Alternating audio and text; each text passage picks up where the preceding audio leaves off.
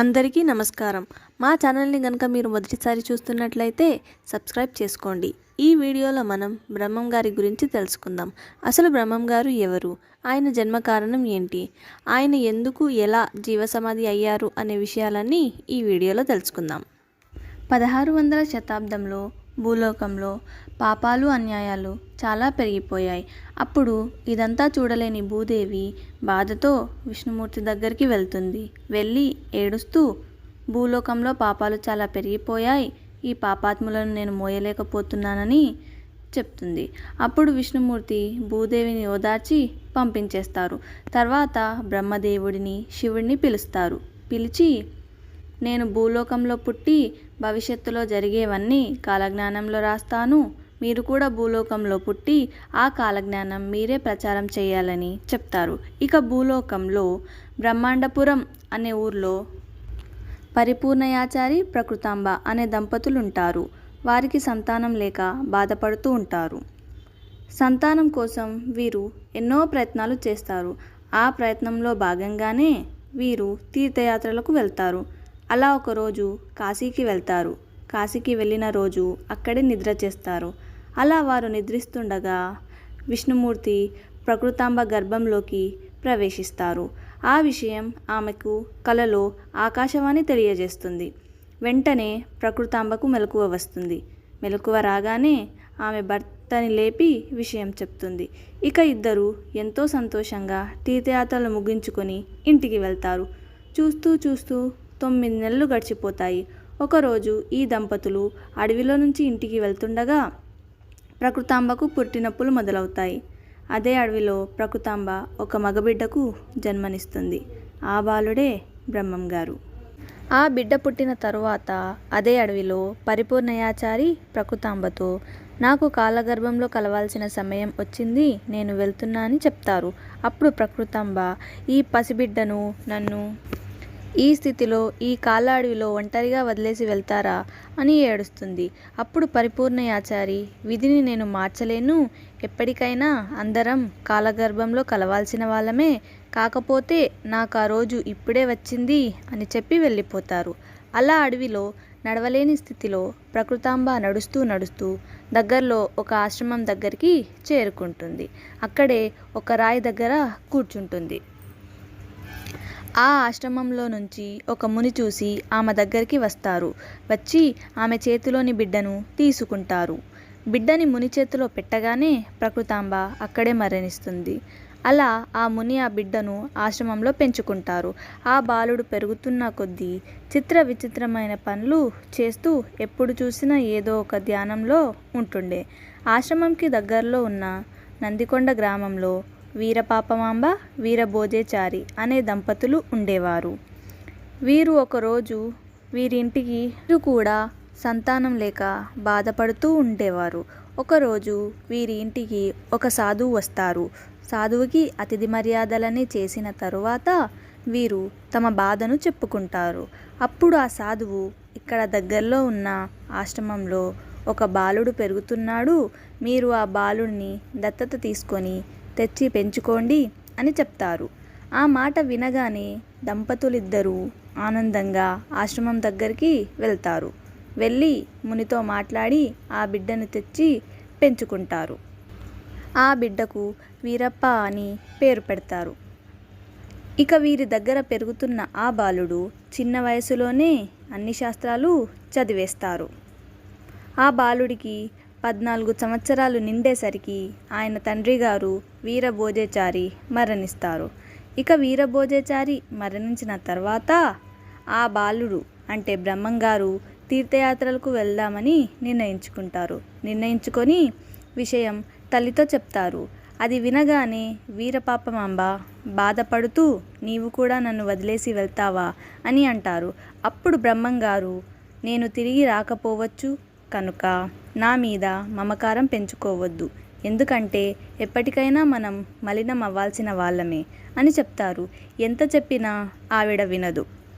ఇక బ్రహ్మం గారు విష్ణుమూర్తి రూపంలో ప్రత్యక్షమై ఆవిడకు అర్థమయ్యేలా చెప్తారు. బ్రహ్మం గారిని అలా చూసేసరికి ఆ తల్లి మూర్ఛపోతుంది. మూర్ఛపోయిన తన తల్లిని దీవించి బ్రహ్మంగారు అక్కడి నుంచి వెళ్ళిపోతారు. ఆ విధంగా బ్రహ్మంగారు ఎన్నో ప్రదేశాలు తిరిగి తిరిగి హరిపురం చేరుకున్నారు. హరిపురంలో తపోదీక్షలో మునిగారు. అప్పుడు శివుని అంశలతో పుట్టినారు ఆనంద భైరవ యోగి. కాశ్మీర్ రాజ్యమేలే విజయసింహరాజ పుత్రుడిగా జన్మించారు. అలా ఒకరోజు ఆనంద భైరవ యోగి యువరాజు గారు అడవికి వేటకు వెళ్తారు. వేటాడి వేటాడి అలసిపోయిన యువరాజు గారు నీటి కోసం వెతుకుతూ ఉంటారు. అప్పుడే దగ్గరలో ఒక సెలయేరు కనిపిస్తుంది. అక్కడే ఒక ఆవు నీళ్లు తాగుతూ ఉండడం చూస్తారు.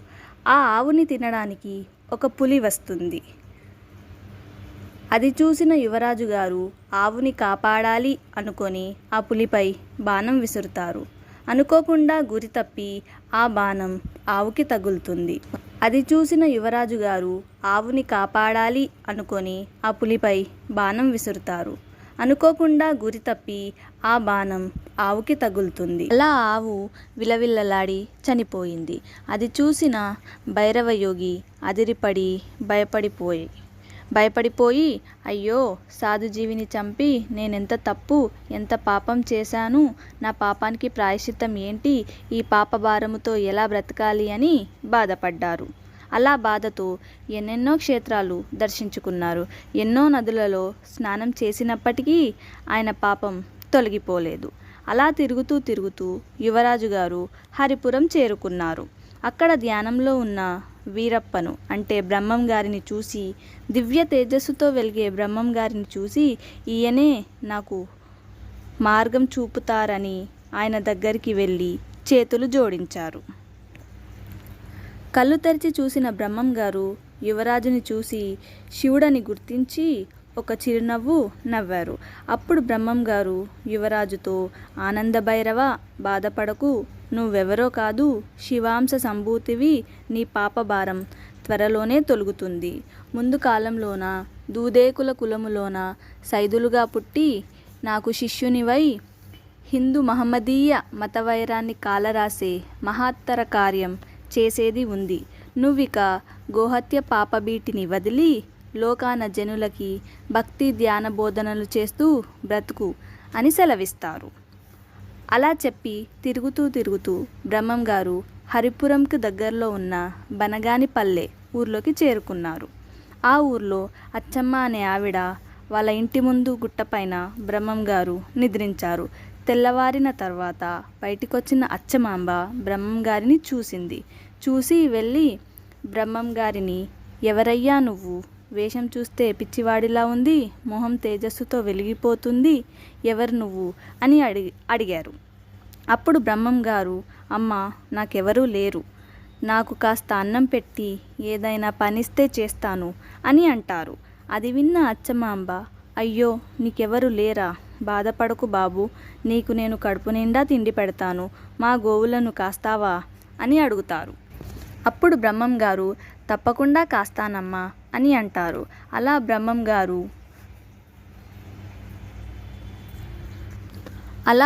గారు వీరం పోట్లయ్య పేరుతో గోవులు కాసే పనికి కుదిరారు. పొద్దు పొడవగానే ఆవులను తీసుకొని అడవుకు తీసుకెళ్లేవారు. అలా అడవిలో ఆకులన్నీ ఒకచోట చేర్చి గోవుల చుట్టూ ఒక గీత గీసేవారు. విచిత్రంగా ఆవులేవి గీత దాటేవి కాదు. అలా దగ్గరలో ఉన్న తాటి చెట్టు దగ్గరికి బ్రహ్మం గారు వెళ్ళారు. బ్రహ్మం గారు వెళ్ళగానే ఆ చెట్టు కిందకి వంగి బ్రహ్మం గారికి అందింది. అలా బ్రహ్మం గారు తాటి ఆకులను తెంపుకోగానే ఆ చెట్టు ఎప్పటిలాగే నిలబడిపోయింది. బ్రహ్మం గారు దగ్గరలో ఉన్న రవ్వకొండ గుహలోకి వెళ్ళి ఆ తాటి ఆకులపైన గుణజారి ముళ్ళుతో కాలజ్ఞానం రాసేవారు. భవిష్యత్తులో జరిగే వింతలన్నీ అలా బ్రహ్మం గారు ముందుగానే రాశారు. ఆ రాసిన పత్రాలని బ్రహ్మం గారు ఒక గయ్యి తవ్వి దాచిపెట్టారు.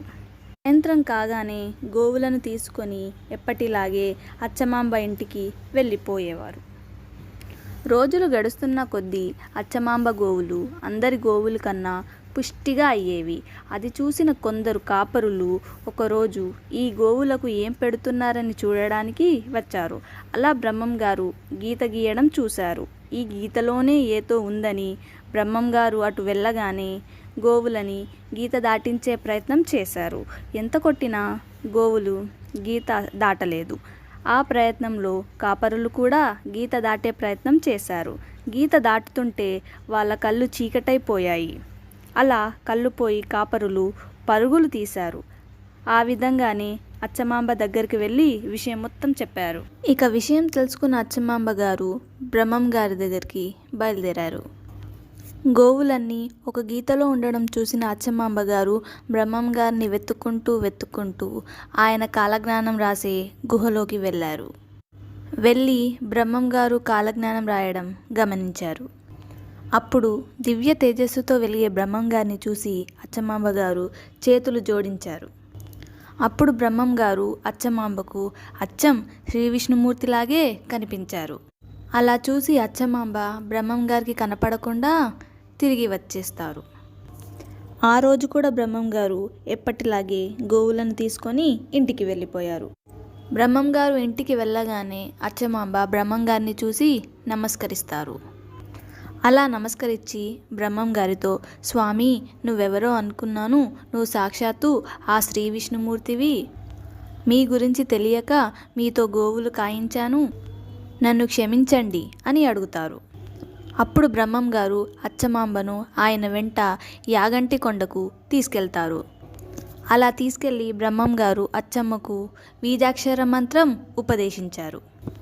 ఈ మంత్రం నువ్వు జపిస్తే నీ జన్మ ధన్యమైపోతుంది అని చెప్తారు. అది విన్న తర్వాత అచ్చమ్మ, స్వామి, మిమ్మల్ని ఒక మాట అడుగుతాను, చెప్పండి, ఇంతకు మీరక్కడ రాసేది ఏమిటి అని అడుగుతారు. అప్పుడు బ్రహ్మం గారు, అదొక దైవరహస్యం, ఎవ్వరికీ చెప్పకూడదు, అది కాలజ్ఞాన గ్రంథం, సామాన్యులకి అది అర్థం కాదు, కానీ నువ్వు బ్రహ్మజ్ఞానం పొందిన దానివి కాబట్టి నీకు చెబుతాను అని చెప్తారు. అని చెప్పి కాలజ్ఞానం మొత్తం అచ్చమాంబకు వినిపిస్తారు బ్రహ్మం గారు. కాలజ్ఞానం మొత్తం చెప్పిన తర్వాత బ్రహ్మం గారు అచ్చమాంబతో, ఇవే కాదు, భవిష్యత్తులో జరిగే వింతలు ఇంకా చాలా ఉన్నాయి.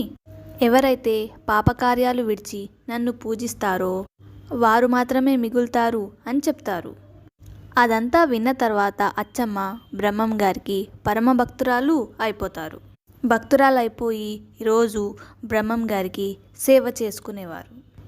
అలాగే బ్రహ్మం గారు కాలజ్ఞానం రాసుకోవడానికి అచ్చమ్మ గారు ఒక లోమఠం నిర్మించి ఇచ్చారు. ఆ తర్వాత అచ్చమ్మ తన కుమారుడిని బ్రహ్మం గారి దగ్గరికి తీసుకెళ్తారు. ఆమె కుమారుడు అంధకారుడు. ఆ కుమారుడిని బ్రహ్మం గారి దగ్గరికి తీసుకెళ్ళి, స్వామి, ఇతను నా కుమారుడు అంధకారుడు, కళ్ళు కనిపించవు, పేరు బ్రహ్మానందరెడ్డి అని చెప్తారు. అది విన్న తర్వాత బ్రహ్మం గారు అచ్చమ్మ కుమారుడి తలపైన చేయి పెట్టి మొహం మొత్తం నిమురుతారు. అలా నిమ్రగానే ఆ అబ్బాయికి చూపు వచ్చేస్తుంది. చూపు వచ్చిన తర్వాత ఆ బాలుడు బ్రహ్మం గారి మహిమల గురించి ఊరు మొత్తం ప్రచారం చేస్తాడు. బ్రహ్మం గారి గురించి తెలుసుకున్న ఊరి వారందరూ బ్రహ్మం గారికి భక్తులైపోతారు. ఆ విధంగా భక్తులందరూ బ్రహ్మం గారి బోధనలు వినేవారు. ఇక బ్రహ్మం గారు ఆ భక్తుల అనుమానాలు కూడా తీర్చేవారు. ఈ విధంగానే బ్రహ్మం గారి మహిమల గురించి బనగానేపల్లె నవాబు కూడా తెలిసింది. తెలియగానే నవాబు గారు బ్రహ్మం గారిని విందుకు ఆహ్వానించారు. విందుకు ఆహ్వానించి ఆయన తినవలసిన పళ్ళెంలో మాంసం ముక్కలు పెట్టి దానిపై ఒక వస్త్రం కప్పి ఉంచారు. ఇదంతా ముందుగానే తెలుసుకున్న బ్రహ్మం గారు ఆ వస్త్రంపై చేయి పెట్టగానే లోపలున్న మాంసం మొత్తం మాయమైపోయిందట. వస్త్రం తెరిచి చూడగానే మాంసం కనబడకుండా రుచికరమైన ఫలములన్నీ కనిపించాయి. అదంతా కల్లారా చూసిన నవాబ్ గారు బ్రహ్మం గారికి దండం పెట్టి, నన్ను క్షమించండి అని అడుగుతారు. ఆ తర్వాత బ్రహ్మం గారితో, మీరు రాసిన కాలజ్ఞానం నాకు కూడా వినిపించండి, అది వినిపించి నా జన్మ ధన్యం చేయండి అని కోరుతారు. ఇక బ్రహ్మం గారు నవాబు గారికి కాలజ్ఞానం మొత్తం వినిపిస్తారు. కాలజ్ఞానం పూర్తయ్యాక బ్రహ్మం గారు నవాబుతో, నీకొక దివ్యమంత్రం చెప్తాను, దాన్ని నిత్యం జపించి ప్రజలను కులమత భేదాలు లేకుండా సరిసమానంగా పరిపాలించు అని చెప్తారు. ఇక నవాబు గారిని దీవించి బ్రహ్మంగారు తిరిగి వెళ్ళిపోతుండగా దారిలో అన్నాజేయుడు గారు ఎదురవుతారు. ఎదురయ్యి బ్రహ్మంగారికి నమస్కరించి, స్వామి, ఎన్ని క్షేత్రాలు తిరిగినా దొరకని ప్రశాంతత మిమ్మల్ని చూడగానే దొరికింది. మీలో ఏదో దివ్యశక్తి ఉంది అని అంటారు. నన్ను చేరదీసి మీ దివ్య బోధనలతో నన్ను పావనుణ్ణి చెయ్యండి అని కోరుతారు. ఆ తరువాత ఇంటికి చేరుకొని బ్రహ్మంగారు అచ్చమ్మతో, అచ్చమ్మ, నేను నా కులవృత్తిని చేయడానికి కంది మల్లయ్యపల్లికి వెళ్తున్నాను. నేను రాసిన కాలజ్ఞానం 14,000 పత్రాలు మీ ఇంటి పక్కనున్న గుహలో దాచాను. కొన్ని రోజులకి ఆ గుహ పైన ఒక చింత చెట్టు మొలుస్తుంది. దాని కాయలన్నీ కాటుక పట్టి ఉంటాయి. ఏదైనా అవాంతరం ఊరికి వస్తే ఆ చెట్టు పంగల నుండి ఎర్ర ద్రవం కారుతుంది. ఆ ద్రవం ఎండిపోయి కుంకుమలా మారిపోతుంది అని చెప్పి, అన్నాజేయుడితో కలిసి నీవు కూడా భక్తులకు జ్ఞానబోధనలు చేయించు అని చెప్తారు బ్రహ్మంగారు. అలా చెప్పి బ్రహ్మంగారు కంది మల్లయ్యపల్లికి బయలుదేరుతారు. బ్రహ్మంగారు కంది మల్లయ్యపల్లికి వెళ్ళిన తరువాత వడ్రంగి పని చేస్తూ జీవనం సాగిస్తుంటారు. అలా ఒకరోజు ఆ గ్రామ పెద్దలు పోలేరమ్మ జాతర కోసం చందాలు అడుగుతూ ఉంటారు. అలా బ్రహ్మంగారిని కూడా చందా అడుగుతారు. అప్పుడు బ్రహ్మంగారు, నేను పేదవాడిని, నా దగ్గర ఏమీ లేదు అని అంటారు. ఆ గ్రామ పెద్దలు అది పట్టించుకోకుండా చందా ఇవ్వాల్సిందే అని అడుగుతారు. అప్పుడు బ్రహ్మంగారు, మీరు ఇలా ఒత్తిడి చేస్తే నేనేమీ చేయలేను. దీనికి పరిష్కారం ఆ పోలేరమ్మనే అడుగుదామని అంటారు. అప్పుడు వాళ్ళందరూ నవ్వి, నీకు పరిష్కారం ఆ పోలేరమ్మ చెప్పాలా అని వాళ్ళందరూ కలిసి పోలేరమ్మ తల్లి దగ్గరికి వెళ్తారు. ఇది తెలుసుకున్న గ్రామ ప్రజలందరూ అక్కడికి చేరుకుంటారు. ఆ గ్రామ పెద్ద నోట్లో చుట్ట పెట్టుకొని నవ్వుతూ, పోలేరమ్మని పరిష్కారం అడుగుతా అన్నావుగా, అడుగు అని అంటారు. అలా అనేసి అగ్గి కోసం వెతుకుతూ ఉంటారు. అప్పుడు బ్రహ్మంగారు, ఆ పోలేరమ్మతోనే అగ్గి తెప్పించమంటావా అని అంటారు. అందరూ నవ్వేసి, ఏది తెప్పించు చూద్దాం అంటారు. అప్పుడు బ్రహ్మంగారు, పోలేరు, ఓ పోలేరు, మునసబు గారి చుట్టకి అగ్గి కావాలంట, తీసుకురా అమ్మా అని అంటారు. అలా అనగానే పోలేరమ్మ నిజంగానే పెద్ద నిప్పు చేతిలో పట్టుకొని కనిపిస్తుంది. అదంతా చూడగానే గ్రామస్తులందరూ మైకం కమ్మినట్టు, పూనకాలు వచ్చినట్లు చిందులు వేశారు. ఆ తర్వాత వాళ్ళంతా బ్రహ్మంగారిని మొక్కి పోలేరమ్మ జాత జరిపించారు. ఆ తర్వాత బ్రహ్మంగారు ఆ గ్రామ ప్రజలకు కాలజ్ఞానం వినిపించారు. అలా ఎంతోమంది బ్రహ్మంగారికి భక్తులు అయిపోయారు. ఆ విధంగా బ్రహ్మంగారు ఊరూరు తిరిగి జ్ఞానబోధనలు చేసేవారు. అలా పెద్ద కొమ్మర్ల అనే గ్రామంలో ఒక విశ్వ బ్రాహ్మణుడు, పేరు శివకోటయ్య, భార్య భ్రమరాంబ, వారి కూతురే లక్ష్మీదేవి గోవిందమ్మలాగా అవతరించింది. పెళ్ళీడుకొచ్చిన గోవిందమ్మకు తల్లిదండ్రులు సంబంధాలు ఎన్ని చూసినా శ్రీమన్నారాయణుడే నా భర్త అంటూ ఎవరిని ఇష్టపడట్లేదు. నారాయణుడు ఎక్కడ దొరుకుతాడంటూ ఆ తల్లిదండ్రి చాలా బాధపడేవారు. ఒకరోజు గోవిందమ్మ కలలో విష్ణుమూర్తి వచ్చి, ఆ రోజు నీకు కైలాసంలో ఇచ్చిన మాట ప్రకారం నిన్ను పెళ్లి చేసుకోవడానికి ఒక సన్యాసి రూపంలో వచ్చాను, త్వరలోనే నిన్ను పెళ్లి చేసుకుంటా అని అంటారు.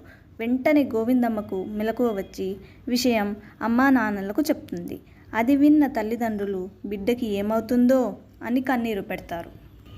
ఆ మరుసటి రోజు శివకోటయ్య ఒకచోట ధ్యానంలో ఉన్న సన్యాసిని అంటే బ్రహ్మంగారిని చూస్తారు.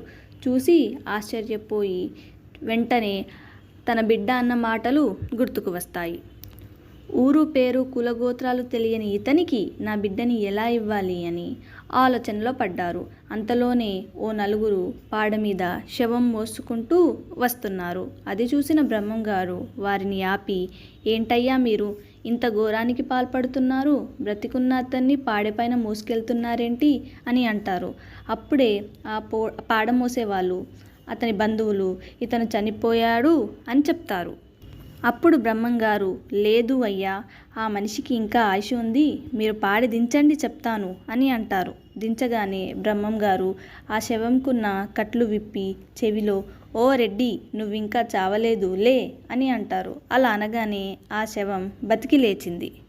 ఆ వింతని అక్కడే చాటుగా ఉన్న శివకోటయ్య కూడా చూసి ఆశ్చర్యపోయి, అయినా కానీ సన్యాసికి బిడ్డని ఎట్లా ఇయ్యాలని వెనక్కి తిరిగి ఇంటికి వెళ్ళిపోయారు. అది తెలుసుకున్న బ్రహ్మంగారు వేషం మార్చి సోదమ్మ వేషంలో కోటయ్య ఇంటికి వెళ్తారు. వెళ్ళి, నీ బిడ్డది మామూలు జాతకం కాదు, ఆ విష్ణుమూర్తే సన్యాసిలాగా ఈ ఊరు వచ్చిండు నీ బిడ్డని పెళ్లి చేసుకోవడానికి అని చెప్తారు.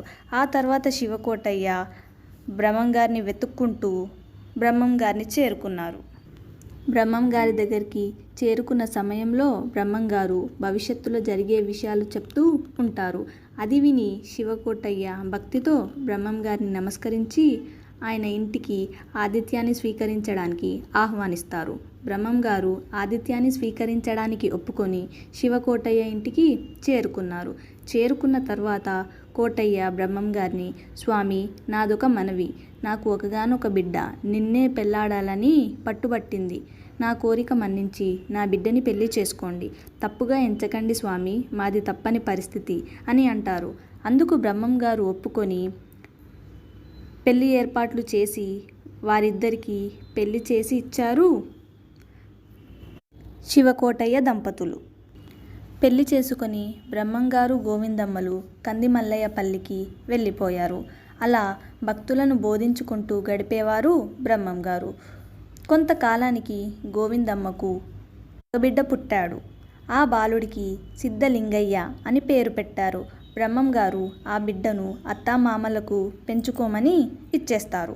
మరికొన్ని సంవత్సరాలు గడిచేసరికి బ్రహ్మంగారికి 5 మంది పిల్లలు: గోవిందయాచారి, శివరామయాచారి, పోతులూరయ్యచారి, ఓంకారయాచారి. 4 కొడుకులు, 1 కూతురు. పేరు వీరనారాయణమ్మ. ఆ చిన్నపిల్లలు ఎన్నో విద్యాబుద్ధులు తండ్రి దగ్గరే నేర్చుకున్నారు. పెరిగి పిల్లలు పెద్దయ్యాక పిల్లలకు బ్రహ్మంగారు పెళ్లి చేసిచ్చారు. కూతురు కాపురానికి వెళ్ళిపోయింది. కోడళ్ళు అత్తారింటికి వచ్చారు.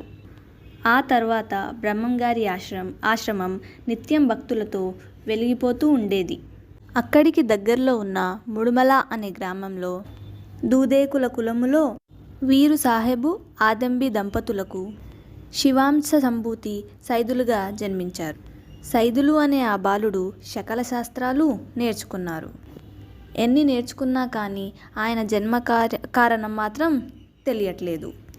ఆయన జన్మ కారణం తెలియాలంటే ఆయనకి తగ్గ గురువు దొరకాలని సైదులు అనుకునేవారు. అలా అనుకొని తల్లిదండ్రులకు కూడా చెప్పకుండా సైదులు ఇంటి నుంచి బయటికి వచ్చేశారు. ఆ విధంగా ఎంతమందిని కలిసినా కానీ ఆయన కోరిక మాత్రం తీరలేదు. చివరిగా సైదులకి అన్నాజేయుడు గారు ఎదురయ్యారు. అన్నాజేయుడు గారిని చూడగానే సైదులు తన బాధని మొత్తం అన్నాజేయుడు గారితో చెప్పుకున్నారు. అది విన్న అన్నాజేయుడు గారు, నీకు పరిష్కారం ఒక్కాయనే చెప్పగలరు, ఆయనే శ్రీ పోతులూరి వీరబ్రహ్మేంద్ర స్వామి అని చెప్పారు. అది విన్న సైదులు, ఆ స్వామి నివాసం ఎక్కడో నాకు చెప్పండి, నేను వెంటనే వెళ్తాను అని అంటారు. అప్పుడు అన్నాజేయుడు గారు, ఎక్కడో కాదు, ఇక్కడే దగ్గరలో ఉన్న కందిమల్లయ్యపల్లె అనే గ్రామంలో ఆయన ఆశ్రమం ఉంటుంది అని చెప్తారు. వెంటనే సైదులు పరుగు పరుగున కందిమల్లయ్యపల్లె గ్రామానికి చేరుకుంటారు. చేరుకొని వారిని వీరిని అడిగి బ్రహ్మంగారి ఆశ్రమం తెలుసుకుంటారు. అలా ఆశ్రమం తెలుసుకొని ఆశ్రమం లోపలికి వెళ్తుండగా బ్రహ్మంగారి కుమారులు సైదుల్ని ఆపిస్తారు. ఆపి, ఎవరు నువ్వు? మా ఆశ్రమంలో నీకేం పని? మధుమాంసాలు తిన్నవాడివి, దూదేకుల కులము వాడివి, నీవు వస్తే మా ఆశ్రమం కూడా మైలపడిపోతుంది అని అంటారు. అప్పుడు సైదులు, ఒక్కసారి స్వామివారిని కలిసి వెళ్ళిపోతాను అని ఎంత చెప్పినా వినకుండా వారి కుమారులు మాత్రం సైదుల్ని లోపలికి వెళ్ళనివ్వరు. నీ గాలి కూడా మా మీద సోకడానికి వీల్లేదు, నువ్వు వెంటనే ఇక్కడి నుంచి వెళ్ళిపో అని అంటారు. అది వినగానే సైదులు చేసేదేమీ లేక తిరిగి వెళ్ళిపోతూ ఉంటారు. అలా తిరిగి వెళ్ళిపోతుండగా సైదులకి బ్రహ్మంగారు ఎదురవుతారు. బ్రహ్మంగారిని చూడగానే సైదులు చేతులు జోడించి నమస్కరించి ఆయన కాళ్ళకి దండం పెట్టుకుంటారు. అన్నీ తెలుసుకున్న బ్రహ్మంగారు ఏమీ తెలియనట్టు సైదులని, ఎవరు నువ్వు, ఏం కావాలి అని అడుగుతారు. అప్పుడు సైదులు తన బాధ మొత్తం బ్రహ్మంగారికి చెప్పుకుంటారు. చెప్పుకొని నన్ను మీ శిష్యునిగా స్వీకరించండి అని అడుగుతారు. సైదుల్ని గుర్తుపట్టిన బ్రహ్మంగారు సిద్ధప్ప అంటూ ఆయన శిష్యునిగా స్వీకరిస్తారు. ఆ తర్వాత సిద్ధప్ప బ్రహ్మంగారికి ప్రియ శిష్యుడు అయిపోతారు. మరోవైపు సిద్ధప్ప తల్లిదండ్రులు అతన్ని వెతుక్కుంటూ ఎన్నెన్నో ఊర్లు గాలిస్తుంటారు. అలా వారి కుమారుడు కంది మల్లయ్యపల్లిలో ఉన్నాడని తెలుసుకొని వాళ్ళు బ్రహ్మంగారి ఆశ్రమం దగ్గరికి వెళ్తారు. వెళ్ళి వారి కుమారుణ్ణి పంపించేయమని బ్రహ్మంగారిని కోరుతారు. అప్పుడు సిద్ధప్ప వాళ్ళ దగ్గరగా వెళ్ళి, నేను బంధాలు ఎప్పుడో మర్చిపోయాను, ఈ జీవితం మొత్తం నా స్వామివారికే అంకితం అని తల్లిదండ్రులు ఎంత చెప్పినా వినకుండా మొండి పట్టుతో సిద్ధప్ప వాళ్ళని అక్కడి నుంచి పంపించేస్తారు. చేసేదేమీ లేక సిద్ధప్ప తల్లిదండ్రులు అక్కడి నుంచి వెళ్ళిపోతారు. అలా వెళ్ళిపోయిన వాళ్ళు కడప నవాబు దగ్గరికి వెళ్ళి బ్రహ్మంగారి మీద ఫిర్యాదు చేస్తారు. ఆ ఫిర్యాదు విన్న వెంటనే నవాబు గారు సిద్ధప్పను ఆయన దర్బార్కి పిలిపిస్తారు. పిలిపించి, నువ్వు హిందూ గురువు దగ్గర చేరడం ఏంటి? నీకు అంతగా కావాలంటే నా దగ్గర ఏదైనా నౌకరీ ఇస్తాను, నా రాజ్యంలోనే ఉండి ఏదైనా పని చేసుకో అని అంటారు. అది వింటున్న సిద్ధప్ప సమాధానం ఏమీ చెప్పకుండా నవ్వుతూ ఉంటారు. అప్పుడు నవాబ్ గారు, నువ్వు మా కులం వాడివి కాబట్టి ఇంతలా చెప్తున్నాను, అయినా నేను ఎదురైతే దండం పెట్టాలి అన్న సంస్కారం కూడా నేర్పించలేని గురువు దగ్గర నువ్వెందుకుంటున్నావు అని అంటారు. అలా అనగానే సిద్ధప్ప, నేను నా స్వామివారికి తప్ప ఇంకెవరికి దండం పెట్టినా వారి తల 1000 ముక్కలవుతుంది అని అంటారు. అది విన్న నవాబు, అచ్చా నిజమా అని ఆయన సేవకులతో ఒక బండరాయిని తెప్పించి, ఏది ఈ రాయికి దండం పెట్టు, ముక్కలవుతుందేమో చూస్తాను అంటారు. ఇక సిద్ధప్ప దండం పెట్టగానే ఆ రాయి ముక్కలు ముక్కలైపోతుంది. అది చూసిన నవాబు గారు సిద్ధప్ప భక్తికి శక్తికి ఆశ్చర్యపోయి భయపడిపోయి సిద్ధప్పను క్షమాపణలు కోరుతారు. ఈ విధంగానే బ్రహ్మంగారి మహిమల గురించి ఊరంతా తెలిసి తాగుబోతైన మాదిగ కక్కయ్యకు కూడా తెలుస్తాయి.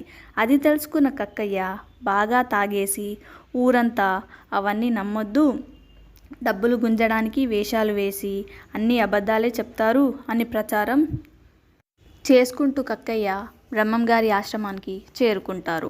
ఆ సమయంలో బ్రహ్మంగారు తన ప్రియ శిష్యుడైన సిద్ధప్పకు వేద రహస్యాలు చెప్తుంటారు. కక్కయ్య చాటుగా చెట్టు వెనుక నుండి అదంతా వింటూ ఉంటారు. అప్పుడు బ్రహ్మంగారు షట్చక్ర నిరూపణ చేస్తూ ఉంటారు. బ్రహ్మంగారు, సిద్ధ, మనిషిలో షట్చక్రాలు ఉంటాయి. మనిషి మూలస్థానంలో మూలాధార చక్రం ఉంటుంది. అక్కడే వినాయకుడు ఉంటాడు. దానిపైన స్వాధిష్టాన చక్రం ఉంటుంది.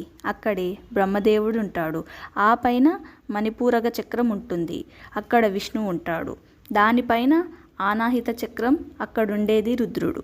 అటుపైన విశుద్ధ చక్రం ఉంటుంది. అక్కడే జీవుడుంటాడు. ఆపై ఆగ్నేయ చక్రం, అక్కడ ఈశ్వరుడు ఉంటాడు అని చెప్తుంటారు. ఇదంతా చాటుగా విన్న కక్కయ్య వెంటనే తన ఇంటికి వెళ్తారు. వెళ్ళి పడుకున్న ఆయన భార్యను చూసి ఆమెని కోసి దేవుళ్ళను చూసి వరాలు అడుగుదామనుకొని కత్తితో తన భార్య కడుపును చీల్చుతారు. అలా చీల్చి ఎంత వెతికినా ఏ దేవుడు కనిపించడు. ఆ తర్వాత కక్కయ్య బాధతో ఏడుస్తూ అత్యాశతో ఆ పాపాత్ముల మాట విని నిన్ను చంపుకున్నాను అని అంటూ గుండెలు బాదుకుంటారు. ఇక కోపంతో రగిలిపోతున్న కక్కయ్య అదే కత్తి చేతిలో పట్టుకుని బ్రహ్మంగారి దగ్గరికి వెళ్తారు. వెళ్ళి కోపంతో నా భార్యను మీరే చంపారు అంటూ ఆ కత్తిని బ్రహ్మంగారి మెడపైన విసురుతారు. అలా విసరగానే ఆ కత్తి కాస్త పూలమాలగా మారిపోతుంది.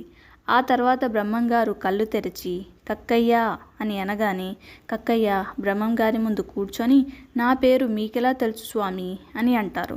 అప్పుడు బ్రహ్మంగారు, నీ పేరు మాత్రమే కాదు, నువ్వు నీ భార్యను చంపి దేవుళ్ళని చూద్దామనుకున్నావని కూడా నాకు తెలుసు అని అంటారు. ఇక కక్కయ్య, అవును స్వామి, నా భార్యను నేనే చంపుకున్నాను, తాను లేకుండా నేను ఎలా బతకాలని బాగా ఏడుస్తారు. అప్పుడు బ్రహ్మంగారు, నీ భార్య చనిపోలేదు, పద మీ ఇంటికి వెళ్దాం అని అంటారు. ఇక వాళ్ళిద్దరూ కక్కయ్య ఇంటికి వెళ్ళిన తర్వాత బ్రహ్మంగారు, చింతించకు, దేవుళ్ళను చూడాలంటే ఈ మాత్రం శక్తి సరిపోదు, దానికి జ్ఞాననేత్రం కావాలి, అది నీకు నేను ప్రసాదిస్తాను, ఇప్పుడు చూడు అని కక్కయ్య భార్య శరీరంలో దేవుళ్ళను చూపిస్తారు బ్రహ్మంగారు. ఆ తర్వాత కక్కయ్యతో, ఇప్పుడు నీ భార్యని లేపు, లేస్తుంది అని చెప్పగానే కక్కయ్య తన భార్య చెవిలో పేరు పిలవగానే ఆమె నిద్రలో నుంచి లేచినట్టే లేచి కూర్చుంటుంది. ఆమె లేవగానే బ్రహ్మంగారు, తక్కువ కులమని బాధపడకండి, తక్కువ కులం అయినంత మాత్రాన ఈ పంచభూతాలు మిమ్మల్ని తాకకుండా ఉంటున్నాయా? అందరం తినేది అన్నమే, అందరిలో ప్రవహించేది రక్తమే, అందరం పోయాక కలిసేది మట్టిలోనే. కనుక ఈ కులాలనేవి శరీరానికే గాని ఆత్మకు వర్తించవు అని అనేసి, ఈరోజు నుండి నీవు కూడా నా శిష్యుడివే అని కక్కయ్యతో అంటారు. ఇక ఆ రోజు నుంచి కక్కయ్య కూడా బ్రహ్మంగారి శిష్యుడైపోయారు. ఇక బ్రహ్మంగారి శిష్యులు తన ప్రియ శిష్యుడైన సిద్ధప్పకే బ్రహ్మంగారు చాలా విషయాలు చెప్తున్నారని చెప్పి సిద్ధప్ప పైన ఈర్ష్యపడడం మొదలుపెట్టారు. అది తెలుసుకున్న బ్రహ్మంగారు సిద్ధప్ప భక్తిని అందరికీ తెలియజేయాలని అనుకున్నారు. అప్పుడే హైదరాబాద్ నవాబు గారు బ్రహ్మంగారి గురించి తెలుసుకొని బ్రహ్మంగారిని వారి శిష్యులని విందుకు ఆహ్వానించారు. ఇక బ్రహ్మంగారు వారి శిష్యులు హైదరాబాద్కి వెళ్తుండగా దారిలో ఒక కుక్క చనిపోయి పురుగులు పడి కుళ్ళిపోయిన స్థితిలో కనిపిస్తుంది. ఆ వాసన తట్టుకోలేక బ్రహ్మంగారి శిష్యులు ముక్కు మూసుకుని వెనక్కి జరుగుతారు. అప్పుడు బ్రహ్మంగారు ఇదే మంచి సమయం అనుకొని వారి శిష్యులతో, మీలో ఎవరైనా ఈ కుక్కను తినగలరా అని అడుగుతారు. అప్పుడు ఆ శిష్యులు, చిచ్చి, ఆ కుక్కను మేము తినడం ఏంటి, దాన్ని చూస్తేనే వికారం పుడుతుంది అంటారు. అప్పుడు సిద్ధప్ప, స్వామి, మీరు అంగీకరిస్తే ఆ కుక్కను నేను తినగలను అంటారు. బ్రహ్మంగారు అంగీకరించగానే సిద్ధప్ప ఆ కుక్క దగ్గర కూర్చొని బ్రహ్మనామం జపించి ఆ కుక్కపై చేయి వేయగానే ఆ కుక్క మాయమైపోయి ఫలములలాగా మారిపోతాయి. ఆ విధంగా సిద్ధప్ప భక్తిని బ్రహ్మంగారు వారి శిష్యులకు తెలియజేశారు. ఇక వారు హైదరాబాద్ నవాబు గారి దర్బార్కి చేరుకోగానే రాజమందిరం మొత్తం చీకటిగా ఉంటుంది. అప్పుడు నవాబు గారు తైలం అయిపోవడం వల్ల దీపాలేవి వెలిగించలేదు అంటారు. అప్పుడు బ్రహ్మంగారు మట్టి దీపాన్ని తెప్పించి నవాబు గారి చేతే ఆ దీపంలో తైలానికి బదులుగా నీరు పోయించి దీపం వెలిగించారు. అది చూసిన నవాబు గారు బ్రహ్మంగారితో, మమ్మల్ని క్షమించండి స్వామి, మిమ్మల్ని పరీక్షించాలని ఈ నాటకం ఆడినాము అని అంటారు. జ్ఞానబోధనలు చేసి మమ్మల్ని కూడా పావనుల్ని చేయండి అని కోరారు నవాబు గారు. ఇక నవాబు గారిని దీవించి బ్రహ్మంగారు అక్కడి నుంచి వచ్చేస్తారు. అలా సంచారం చేసుకుంటూ బ్రహ్మంగారు వారి శిష్యులు నంద్యాల చేరుకుంటారు. నంద్యాల చేరుకోగానే ఒక కమ్మరి యజమాని ఇనుమును కరిగిస్తూ బ్రహ్మంగారికి కనిపిస్తారు. బ్రహ్మంగారు ఆ కమ్మరి యజమాని దగ్గరికి వెళ్ళి కొన్ని మంచినీళ్ళు ఇవ్వమని అడుగుతారు. అప్పుడు ఆ కమ్మరి యజమాని, కులగోత్రాలు తెలియని నీకు మంచినీళ్ళెవ్వరిస్తారు, తురకలని మాదగని వెంట వేసుకొని తిరుగుతున్నావు, నీకు ఇవ్వడానికి మా దగ్గర నీళ్ళేమి లేవు, కావాలంటే కరిగించిన ఇనుము మాత్రమే ఉంది, కావాలంటే ఇస్తాను అని వెటకారంగా అంటారు. అప్పుడు బ్రహ్మంగారు, సరే దాన్నే ఇవ్వండి అని అనగానే ఆ కమ్మరి యజమాని కరిగించిన ఇనుమును ఒక పాత్రలో బ్రహ్మంగారికి ఇస్తారు. అది తీసుకున్న బ్రహ్మంగారు ఆ ఇనుమును మంచినీళ్ళ వలె తాగేస్తారు. అది చూసిన కమ్మరి యజమాని ఆశ్చర్యపోయి, క్షమించండి, మీరు సామాన్యులు కాదు, సాక్షాత్తు ఆ దేవుడు అని నమస్కరించి క్షమాపణలు కోరుతారు. వారిని దీవించి బ్రహ్మంగారు అక్కడి నుంచి వెళ్ళిపోతారు. ఇక ఆయన శిష్యులకి ఆకలవుతుంది అని గ్రహించిన బ్రహ్మంగారు ఒక విశ్వకర్మ ఇంటి దగ్గరికి వెళ్తారు. వెళ్ళగానే ఆ ఇంటి యజమాని, ఎవరు మీరు అని అడుగుతారు. అప్పుడు సిద్ధప్ప, ఈయన మా గురువు గారు బ్రహ్మంగారు అని చెప్తారు. అలా చెప్పగానే ఆ యజమాని, ఓ నీవేనా, నీకు చాలా మంత్రాలు తంత్రాలు వచ్చంట కదా, ఏది ఒకటి చూపించు అని అడుగుతారు. అప్పుడు బ్రహ్మంగారు, నాకు మంత్రాలేమీ రావు, నేనేవో మంచి మాటలు చెప్పుకుంటూ బ్రతుకుతుంటాను అని అంటారు. అప్పుడు ఆ యజమాని, అలా అయితే మీకొక షరతు పెడతాను, నేను మీకు మీ శిష్యులందరికీ కలిపి 100 మందికి సరిపడా భోజనం వండుతాము, మీరు మీ శిష్యులు మాత్రమే ఆ భోజనం మొత్తం తినగలగాలి అని అంటారు. అప్పుడు బ్రహ్మంగారు, దానికి మేమంతా ఎందుకు, నా ప్రియ శిష్యుడు సిద్ధప్ప ఒక్కడే 100 మందికి సరిపడా భోజనం తినగలడు అని అంటారు. అప్పుడు అనుకున్నట్టుగానే ఆ యజమాని 100 మందికి సరిపడా భోజనం వండిస్తారు. ఆ 100 మందికి సరిపడా భోజనం మొత్తం సిద్ధప్ప ఒక్కడే తినేస్తారు. ఆ వింత చూసిన యజమాని బ్రహ్మంగారి దగ్గరికి వెళ్ళి బ్రహ్మంగారి మహిమల గురించి తెలుసుకొని క్షమాపణలు అడిగి అప్పటినుంచి ఆ యజమాని వారి తోటి వాళ్ళు కూడా బ్రహ్మంగారికి భక్తులైపోయారు. ఇక బ్రహ్మంగారు ఆయన దేహాన్ని చాలించదలిచి విషయం భార్య పిల్లలకు చెప్పారు. చెప్పి ఆయన కుమారుడు గోవిందయాచారితో మఠాధిపత్యాన్ని స్వీకరించమని కోరుతారు. అది విన్న గోవిందయాచారి, అయ్యా, నేను తండ్రి చాటు బిడ్డను, ఈ బాధ్యతలకు నేను తగనని చెప్తారు. అప్పుడు బ్రహ్మంగారు గోవిందయాచారితో, నీకు 5 మంది పుత్రికలు జన్మించనున్నారు. వారిలో ఈశ్వరమ్మ మహా జ్ఞానవంతురాలవుతుంది. మాతా జగదీశ్వరి, ఈశ్వరాంబ అని ప్రసిద్ధి చెంది నాలాగే కాలజ్ఞానం రచించుతుంది. నీ సంతానం వల్లనే నేను లేని లోటు తీరుతుంది.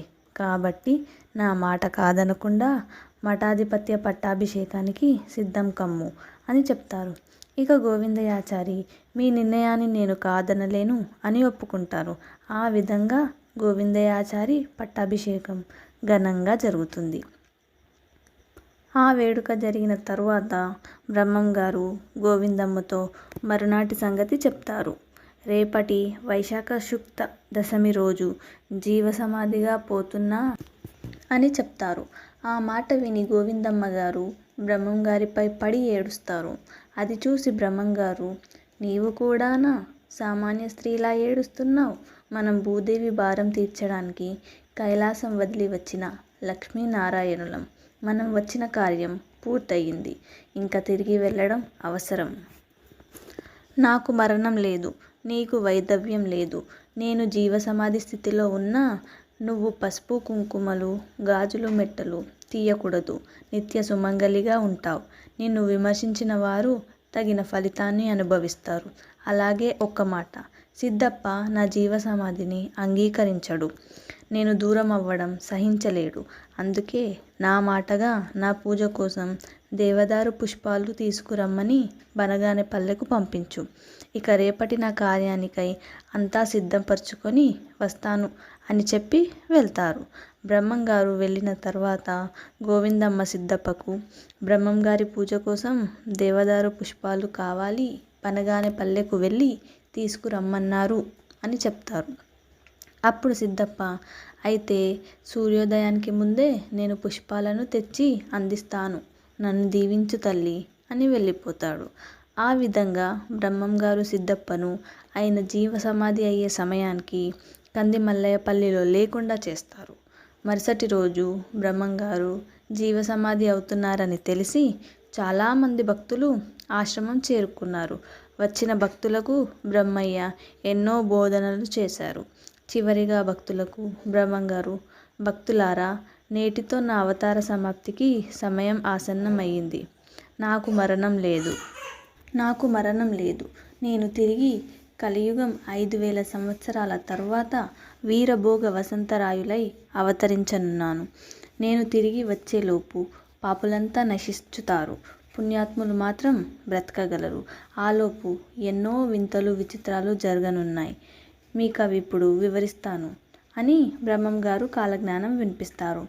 ఏ కులం వారైనా సరే నన్ను భక్తితో మొక్కితే బ్రతకగలరు. సిద్ధప్ప బనగానపల్లె చేరుకొని దేవదారు పువ్వుల కోసం వెతుకుతూ ఉంటాడు. ఎంత వెతికినా ఆ పువ్వులు కనిపించవు. కానీ సిద్ధప్ప మాత్రం పట్టు వదలకుండా రాళ్ళు రప్పలు దాటి కాళ్ళకు రక్తం వచ్చినా ఆగకుండా అన్ని చెట్లు వెతుకుతూ ఉంటారు. ఇక చివరిగా బ్రహ్మంగారు ఒక్క మాట చెప్తారు. భక్తులారా, చిన్న పట్టణంలో బ్రాహ్మణుని ఇంట్లో 7 సంవత్సరాల పిల్లకు 3 కాళ్ళు 4 చేతులు గల బాలుడు పుట్టి 23వ రోజున నేను వస్తున్నానని చెప్పి మరణిస్తాడు. వీరభోగ వసంతరాయునిగా నేను రావడానికి ముందు గుర్తిదే. ఇక నేను తపస్సమాధిలోకి వెళ్ళిపోతున్నాను అని చెప్తారు. అలా 1693వ శతాబ్దంలో వైశాఖ శుద్ధ దశమి నాడు ఆదివారం మధ్యాహ్నం సమయంలో బ్రహ్మంగారు సమాధిలోకి వెళ్ళిపోయారు. ఇక పూల కోసం వెళ్ళిన సిద్ధప్ప పువ్వులు కనిపించక సొమ్మసిల్లి పడిపోయారు. భక్తుని బాధ చూసి బ్రహ్మంగారు మారువేషంలో సిద్ధప్పను చేరుకున్నారు. చేరుకొని సిద్ధప్ప పైన కమండలంలోని నీటిని చల్లుతారు. సిద్ధప్ప కళ్ళు తెరిచి తర్వాత బ్రహ్మంగారు ఏమయ్యిందని అడుగుతారు. సిద్ధప్ప ఆయన బాధ మొత్తం చెప్పుకుంటాడు. అది విని బ్రహ్మంగారు, సిద్ధప్ప, ఇది నీ గురుభక్తికి పరీక్ష. అయినా నువ్వు నీ గురుశక్తినే మర్చిపోతున్నావు. పరిశుద్ధమైన భక్తితో ముళ్ళులేని 3 ఆకులు తెంపి నీ స్వామిని స్మరిస్తే పూలుగా మారుతుండే కదా. అది ఆత్రంలో ఉన్న నువ్వు మర్చిపోయినట్టే కదా అని అంటారు. అప్పుడు సిద్ధప్ప, అవును, ఇది నిజమే కదా అనుకొని అక్కడి నుంచి బయలుదేరి 3 ముళ్ళులేని ఆకులు తెంపుకొని జోలెలో వేసుకోగానే అవి పువ్వులుగా మారిపోతాయి.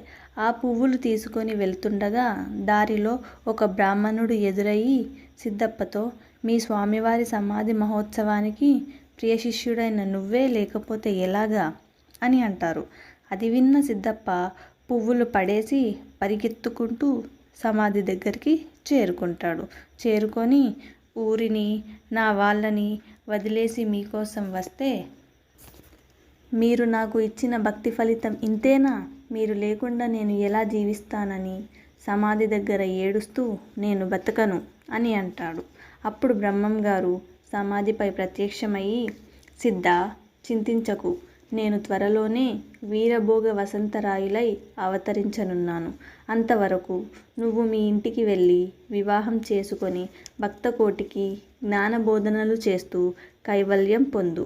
ఇదిగో నా పాదుకలు, యోగదండం, కమండలం, శిఖాముద్రిక, ఇవి తీసుకెళ్ళి పూజించుకో అని చెప్పి బ్రహ్మంగారు మాయమైపోతారు.